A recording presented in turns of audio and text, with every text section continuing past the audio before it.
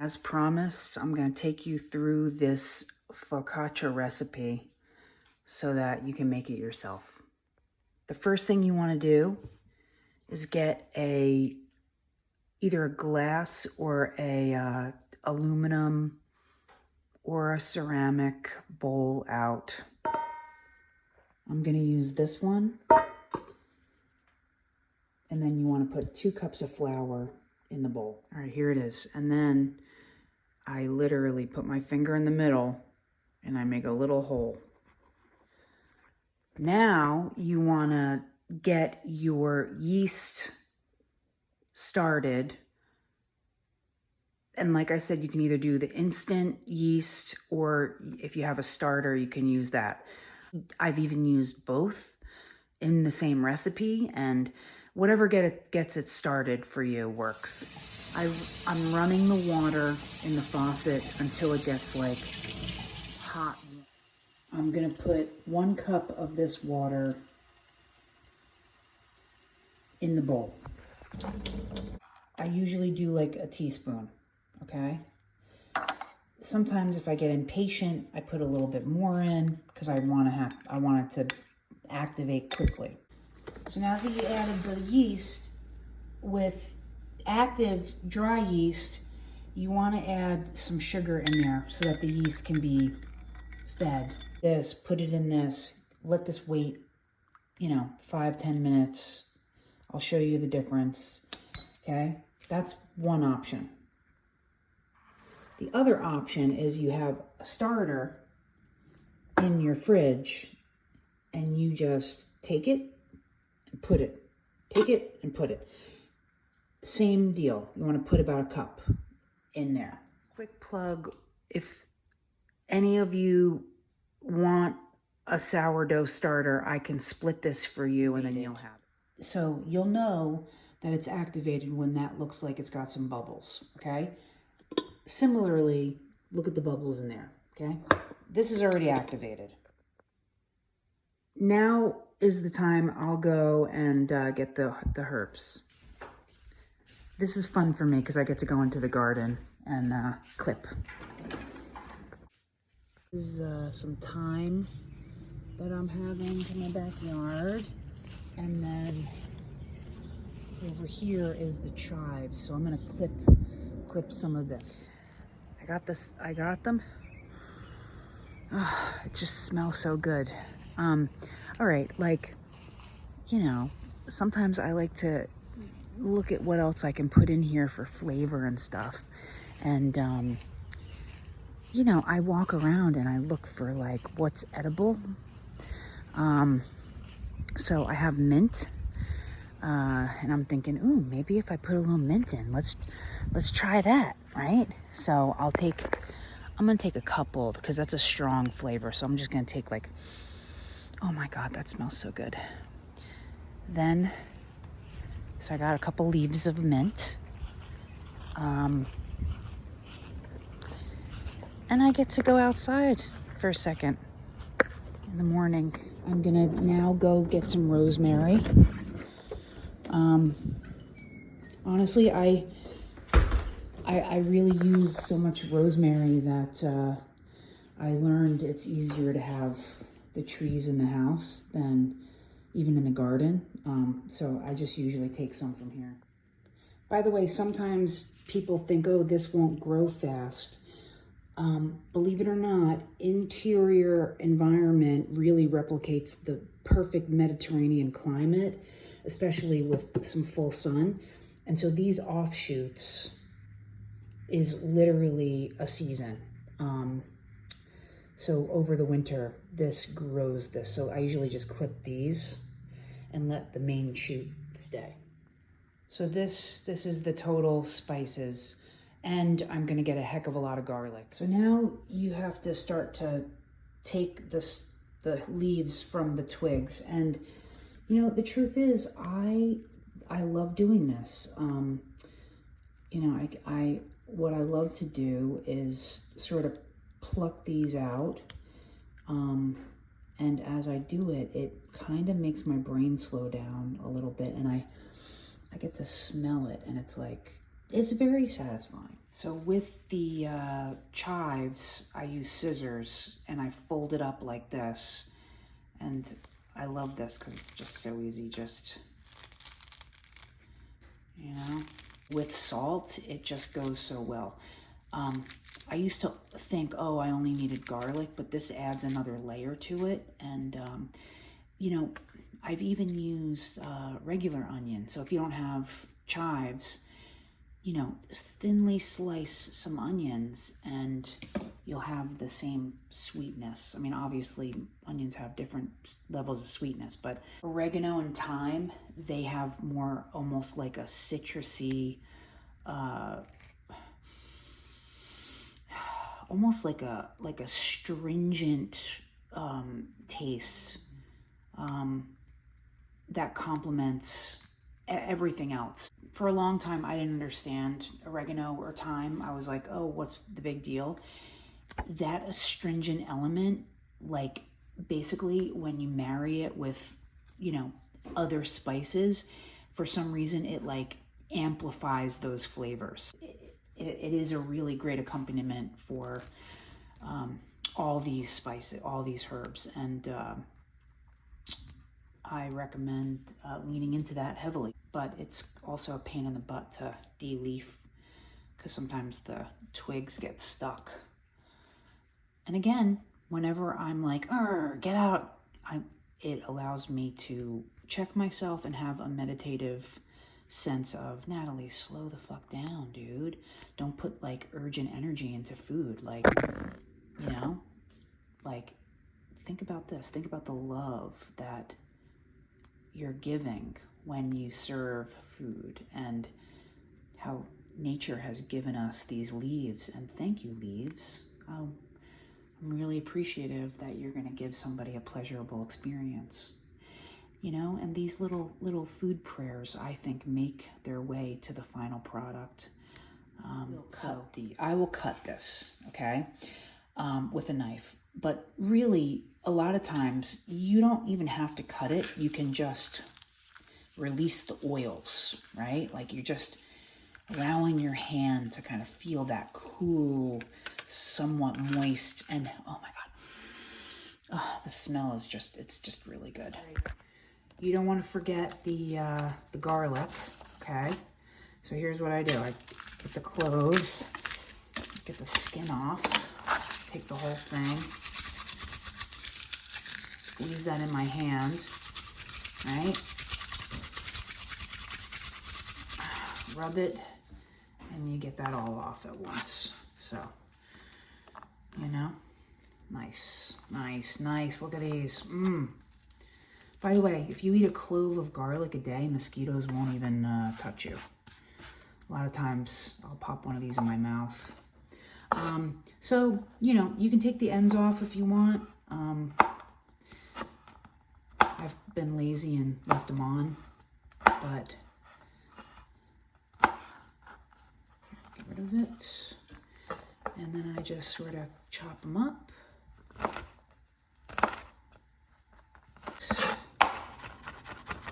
It depends on how much you like your chunks. Some people like huge chunks in their focaccia.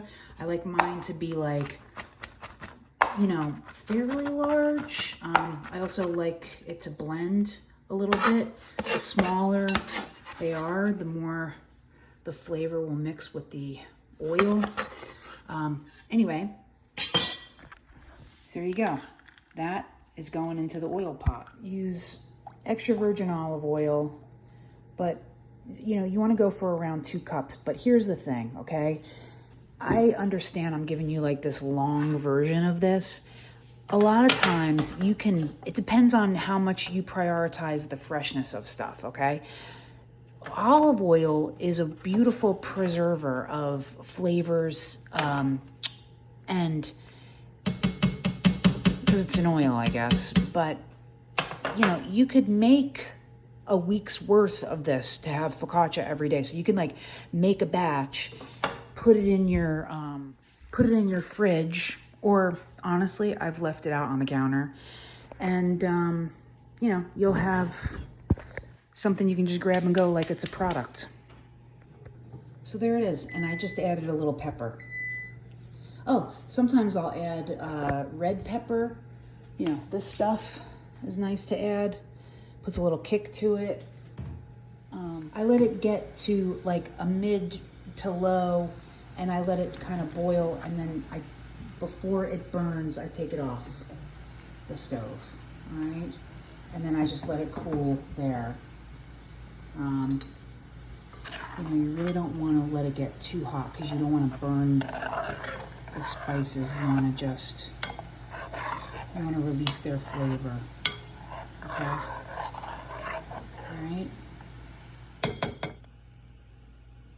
As that oil opens up the spices is usually when family members come into the kitchen like, hello, how are you? Because the smell is like really good. All right, you see the bubble? The bubbles came. All right, see the bubbles? That means that this is ready to dump into this.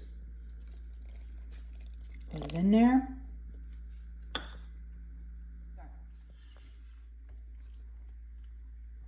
I'm just mixing it up.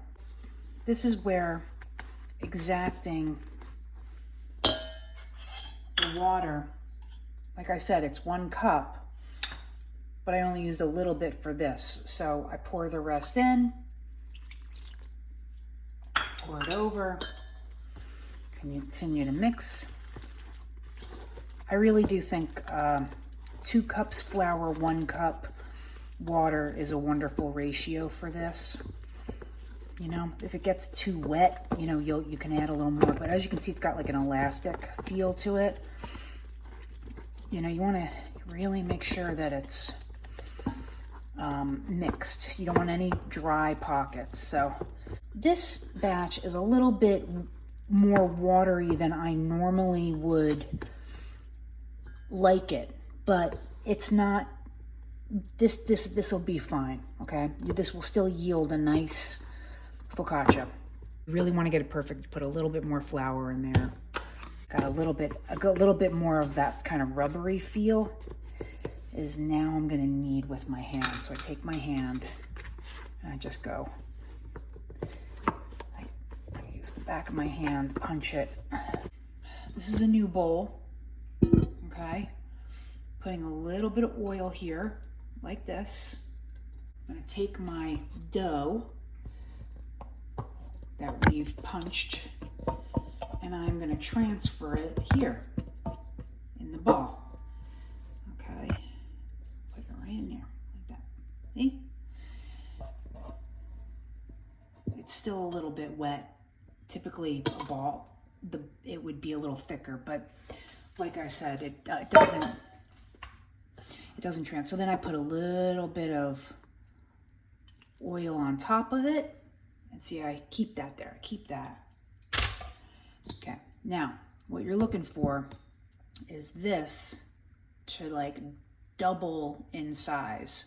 So what I'm going to do is cover this and then put it near my oven, probably inside my oven, off, and let it rise. Okay. I put this bowl in the oven. And if I want to rush things, like if I really don't have an hour or 2 hours to wait for this to happen, I will hit my keep warm button and I'll put that on for maybe 20 minutes. I don't want to like burn anything, just to increase the heat a little bit, and then I'll turn it off and let it marinate. All right, I got caught up in some work. This guy has been left in the oven. See, this is all dry. This is dry. So let's take him out and see what he looks like. Bring him over here. Oh, look at how big that is. You see it? All right. So if I put my finger there, it's going to get dirty. That's okay. So, you know, see that? It's all like very sort of doughy. All right. But it's done its job. It's done its job. So at this point, if this was a little thicker, I would, you know, manipulate it a little bit more. But what I'm going to do is I'm just going to put it in the cast iron pan. Bake at 450. Yep, 450, very hot, okay? Because this is a quick bake. So this is the cast iron skillet. Here is the olive oil and the spice. So I don't care if, you know, even a little bit of the spice goes on the bottom, but really I'm just looking to, like, you know, coat that with oil. Okay, now I am going to take the dough and I am gonna I'm gonna really try to keep it in one clump like this, see? Okay, yeah, good. This is gonna be a nice one. All right, if this wasn't so soupy doopy, I'd be putting my fingers in there, but it is soupy, so I am gonna just use this because I don't feel like washing my hands again. Now look at all the oil, by the way. And listen, I would reuse this oil. If your focaccia doesn't like absorb it, then you can reuse it. It's fine. I am gonna move this closer to the oven, which is now being heated at 450, and I'm just gonna put it on top and let it wait there. Here we go.